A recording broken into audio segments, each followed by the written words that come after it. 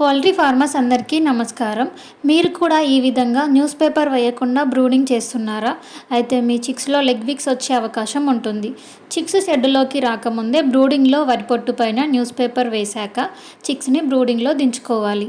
మీరు వీడియోలో చూస్తున్న విధంగా బ్రూడింగ్‌లో న్యూస్ పేపర్ వేయకుండా చిక్స్‌ని దించుకుంటే బ్రూడింగ్‌లో వేసే వరి పొట్టు గరుకుగా ఉండడం వల్ల ఇక్కడ మీరు తీసుకునేది డే ఓల్డ్ చిక్స్ కాబట్టి వాటి కాళ్ళు సెన్సిటివ్‌గా ఉండడం వల్ల వరి పొట్టు వాటి కాళ్ళకు గుచ్చుకుపోయి చిక్స్‌లో లెగ్ వీక్స్ వచ్చే అవకాశం ఉంటుంది. దానివల్ల చిక్స్‌లో మోర్టాలిటీ అవుతుంది. కాబట్టి బ్రూడింగ్‌లో న్యూస్ పేపర్‌ని ఖచ్చితంగా వేయాలి. ఇలా బ్రూడింగ్‌లో న్యూస్ పేపర్ డైలీ చేంజ్ చేస్తూ 7 వీక్స్ వరకు న్యూస్ పేపర్‌ని బ్రూడింగ్‌లో మెయింటైన్ చేయాలి. ఈ విధంగా మీరు చిక్స్ వచ్చిన మొదటి 7 రోజులు చిక్స్‌ని జాగ్రత్తగా చూసుకుంటేనే మీకు బాయిలర్ ఫార్మింగ్‌లో మంచి లాభాలు పొందగలుగుతారు.